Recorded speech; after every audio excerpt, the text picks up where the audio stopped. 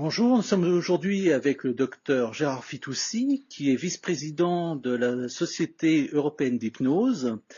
Il est également co-auteur du livre Nouvelle hypnose, initiation et pratique, publié chez Desclés de Brouwer. Alors, docteur Fitoussi, vous êtes hypnothérapeute. J'ai des problèmes. Quand est-ce que je sais que je dois faire de l'hypnose ? Bonjour d'abord. Eh bien, merci donc de m'accorder ces quelques instants. Alors, je ne suis pas hypnothérapeute. Je suis médecin et je pratique l'hypnose. Je pense que la distinction est extrêmement importante à faire. Il n'y a pas véritablement de titre d'hypnothérapeute qui est un outil. L'hypnose est un outil. Il y a une compétence, quelle qu'elle soit. Elle peut être en tant que médecin, de psychologue, de dentiste, etc. Et chacun de ces professionnels va pouvoir utiliser l'hypnose comme outil dans sa profession. L'hypnose va être utile, il y a de nombreuses indications, bien sûr, et c'est souvent aussi une relation avec le professionnel de santé qui va permettre au patient éventuellement de se servir de cet outil pour sa problématique. Bien souvent, à l'heure actuelle, les gens qui viennent nous voir, les patients qui viennent nous voir, ce sont des gens qui ont un peu épuisé les autres types d'approches. Et donc qui à un moment ou un autre vont se dire je vais essayer l'hypnose, pourquoi pas. Et c'est souvent dans ce cadre que l'on voit les gens. Voilà, donc pour répondre un peu à votre question. Alors, comment se déroule une séance de manière générale ? Alors c'est très variable selon les médecins, enfin les professionnels de santé. Je vais vous parler de ma pratique et c'est un peu ce que je recommande lorsqu'on fait des formations. La première séance, c'est une séance où on ne fait pas d'hypnose. C'est une séance où, comme tout professionnel, eh bien on va écouter le patient, savoir quels sont ses problèmes, pourquoi il vient, recueillir ses antécédents, et puis surtout essayer de comprendre aussi quelles sont ses idées par rapport à l'hypnose. Quelles sont ces idées correctes ou les idées parfois qui sont un petit peu erronées, souvent en considérant l'hypnose comme quelque chose de magique qui va résoudre tous les problèmes immédiatement. Donc cette première séance va permettre de faire un petit peu ce débroussaillage et à l'issue de cette séance, on va expliquer au patient ensuite la façon dont on va procéder, si c'est indiqué dans son cas ou pas. Bien souvent, les indications sont valables pour la personne et il m'arrive en général une fois sur 10 globalement de dire à la personne que ce n'est pas indiqué ou que ce n'est pas le moment. Voilà, et de dire revenez.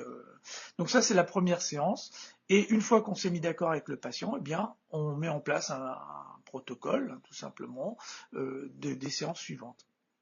Alors très souvent, moi je fais les 2 ou 3 premières séances à une huitaine de jours d'intervalle, tout simplement parce qu'il y a un certain nombre de choses que le patient doit intégrer, et c'est beaucoup plus facile de les intégrer dans un laps de temps relativement court, donc à une semaine d'intervalle, voire 15 jours au maximum. Ensuite, les séances suivantes, à partir de la 4e séance, ça c'est dépendant de la réaction du patient aux premières séances, et là en général on espace à 15 jours, 3 semaines, voire un mois, selon la réponse du patient, comme la façon dont il va réagir. Combien de temps dure une séance d'hypnose ? Alors là aussi c'est très variable, mais on va dire entre une demi-heure et 1 heure, et très rarement, moi je ne le fais pas, mais je sais que ça peut exister par exemple dans certains cas de stress post-traumatique important. Parfois on peut faire des séances de plusieurs heures. Bon, ce n'est pas ma pratique, c'est pas la pratique habituelle. En général, une demi-heure à 1 heure, la séance dure à peu près ce laps de temps. Et est-ce qu'il faut être en hypnose profonde, en hypnose superficielle ? Ça a l'importance, la profondeur de l'hypnose, pour les résultats ? Alors, les études ont montré qu'il n'y a pas de corrélation entre la profondeur de l'hypnose, de la transe hypnotique, et les résultats. On peut être en hypnose très légère et avoir d'excellents résultats, et d'ailleurs c'est souvent le cas, ou même en hypnose moyenne, il n'y a pas vraiment de corrélation. Alors, j'ai envie de faire de l'hypnose, j'ai un problème particulier, mais est-ce que vous pouvez pas prendre le pouvoir sur moi et me faire faire des choses que je voudrais pas faire ?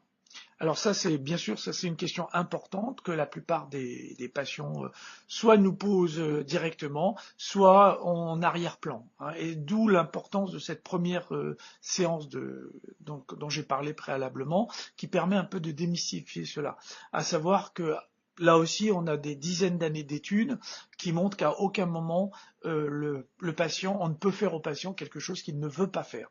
Donc ça a été vérifié, revérifié des centaines de fois et c'est tout à fait validé.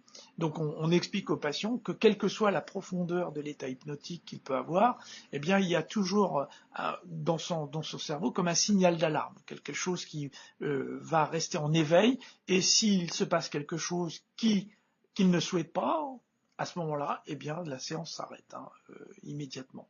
Donc ça, alors par contre, si la personne veut quelque chose mais qu'elle ne l'exprime pas consciemment, ça peut être effectivement problématique. Mais c'est parce qu'elle le veut éventuellement inconsciemment.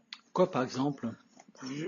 Quand je parle avec les patients, très souvent, je leur dis bon, si vous avez envie de taper sur la tête de votre voisin, mais que vous n'osez pas le faire, mais vous avez envie de le faire, vous pouvez lever cette interdiction sous hypnose. Mais c'est parce qu'au départ, vous vouliez le faire. Voyez, mais si vous ne voulez pas le faire, je ne peux pas faire en sorte que vous alliez faire quelque chose que vous ne voulez pas vraiment. Vous voyez la différence, hein. D'accord. Et alors, combien de séances il faut en moyenne pour arriver à un traitement, au résultat d'un traitement? Alors là aussi, c'est extrêmement variable, mais dans ma pratique, moi, ça fait 25 ans que je pratique l'hypnose, j'ai envie de dire selon les cas, entre 1-2 séances et une quinzaine de séances. Alors parfois, ça peut être plus long, ça peut être un peu plus court, mais honnêtement, c'est à peu près le nombre de séances, on va dire, entre 1 et 15. Hein. C'est rare que je dépasse ces 15 séances. Hein, et je vous dis ça depuis 25 ans. Donc c'est vraiment, l'hypnose fait partie des thérapies, de ce qu'on appelle au sens large les thérapies brèves. Par contre, quand je dis une quinzaine de séances, il n'est pas impossible que les dernières séances, c'est-à-dire la 6e, la 7e par exemple, puissent se faire à 1 mois et demi, 2 mois, 3 mois d'intervalle. Donc l'ensemble des séances peut durer 3-4 ans, mais parce que les séances sont espacées de 3-4 mois, par exemple. Hein, donc voilà. Et comment on trouve un hypnothérapeute, un médecin, un hypnothérapeute ou un hypnothérapeute qui soit bien formé? Alors, la première chose, c'est d'abord de se rapprocher de son médecin généraliste, médecin traitant. Et s'il est informé, il va vous diriger. Sinon, je pense que le plus simple, c'est soit d'aller sur le site internet de la CFHTB, Confédération francophone d'hypnose et thérapie brève, qui va indiquer l'ensemble des associations répertoriées sur la France, dont l'Association française d'hypnose, dont je suis le vice-président, ou vous pouvez aller aussi sur le site de la FIP, afhyp.fr, où là vous avez une rubrique contact qui vous permet d'avoir l'ensemble des praticiens qui sont sur l'ensemble de la France et qui ont été formés par exemple par la FIP. Sinon le site de départ, si je puis dire, c'est celui de la CFHTB où vous allez retrouver celui de la FIP indiqué dans ce sens-là.